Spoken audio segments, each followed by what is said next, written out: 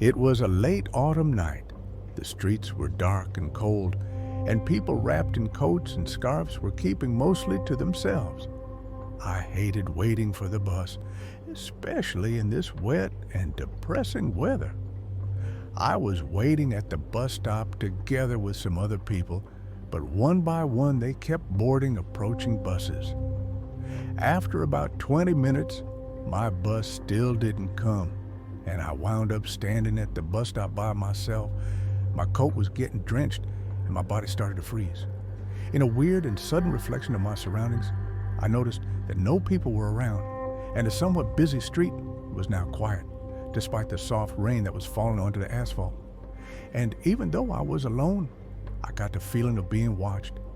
I pulled my collar up to shield myself from the biting cold, glancing around. The streetlights flickered faintly, casting long, distorted shadows along the pavement. The eerie stillness of the night made my heart race. I told myself it was just the weather getting to me, but the sensation of eyes on my back persisted. I checked my phone. No notifications, no updates on the bus, just silence. A low hum broke the quiet, making me jump. It sounded like an engine, but no car or bus was in sight. I squinted down the street, straining to see past the fog. Something shifted in the mist. A dark figure standing perfectly still, about 50 feet away. My breath caught in my throat. Was it someone waiting for the bus too? I hadn't noticed anyone before. I took a cautious step forward, trying to get a better look.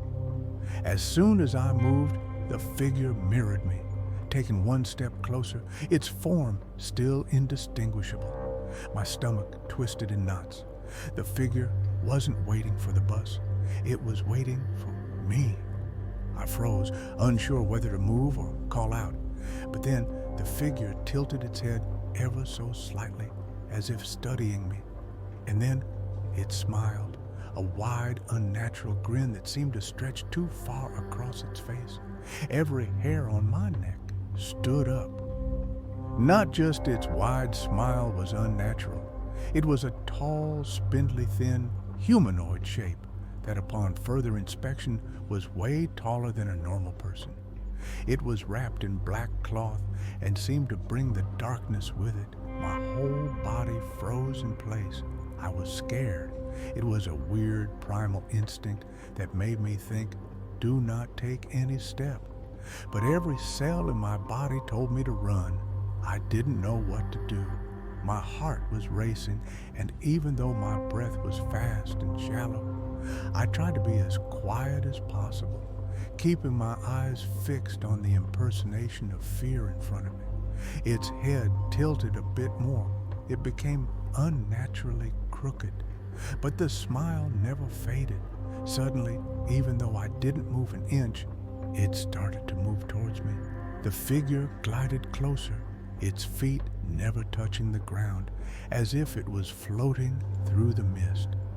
My legs felt like lead, stuck in place, refusing to cooperate with the desperate commands my brain was screaming, "Run! Run now!" It was only a few feet away, its hollow, glowing eyes boring into me. That grin, too wide, too sinister, seemed to stretch even further, almost tearing at the corners of its face.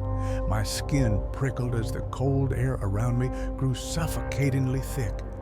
Suddenly, the streetlight above me flickered again, casting a brief, sharp flash.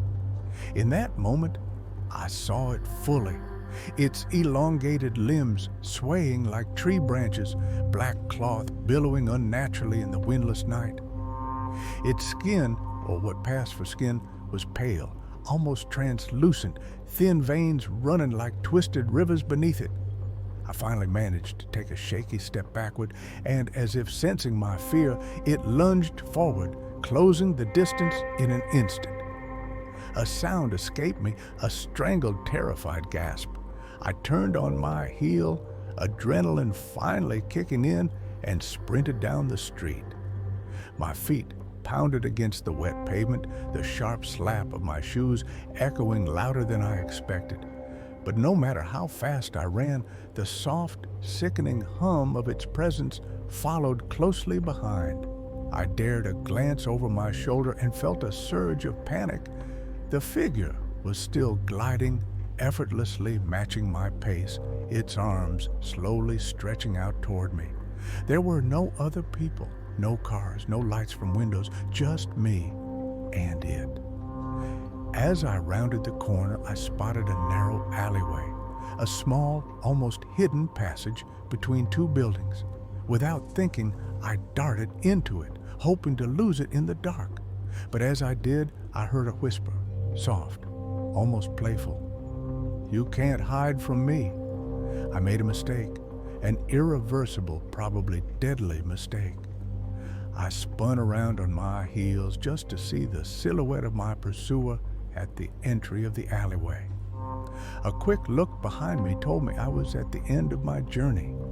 There was a wall of trash bags and wheelie bins behind me, standing firmly against a brick wall. I gasped for air as the run made me almost spit out my lungs. I cursed my inability to make the right decisions. All I wanted was to go home, take the bus after a normal day of work, sit at home, watch TV, and eventually fall asleep on the couch. I directed my gaze to the entry of the alleyway again. The dark silhouette began growing, taller and taller. The black cloth wrapping around its body was unraveling, covering the tall wall surrounding us and shrouding us in the inevitable darkness. The view of its body made my toes curl, and I wanted to gag. It wasn't a body. It was made up of ashen, almost white, spindly fibers that wriggled around and pulsated like a heartbeat. The closest I could describe the view was a form made up of winding and wriggling tree branches that were covered in white ash. The wide grin on its face was taking up most of its face now, and the word it spoke did not break its smile. "You can't hide from me."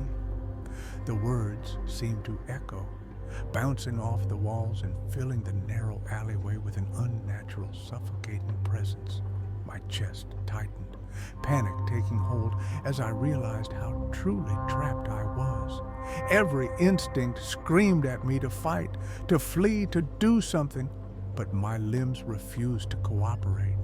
The figure loomed closer, its grotesque form expanding, twisting unnaturally as the writhing fibers extended from its core, snaking up the walls, turning the world around me into a living nightmare. I stumbled backward, crashing into the pile of trash bags. My hands instinctively searched for anything I could use as a weapon, but they only found slick, wet plastic, useless in the face of whatever horror this creature was.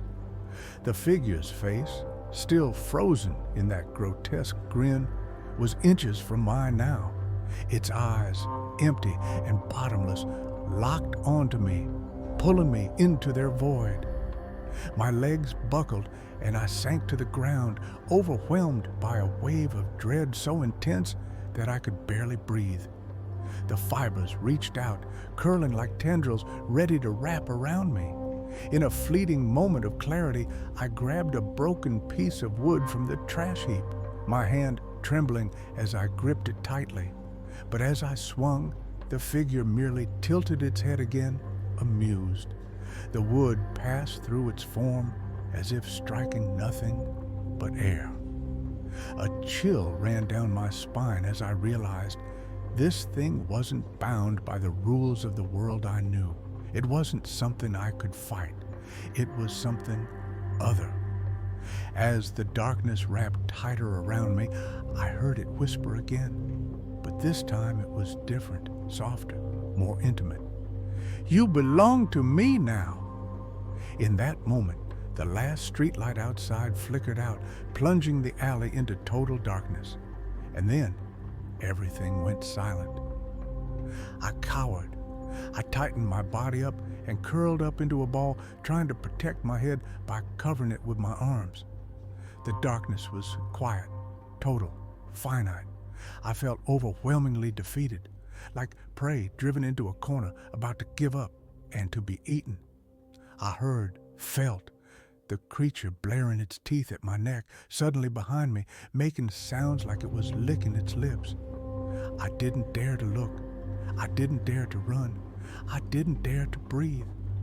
All I could do was wait for my inevitable doom.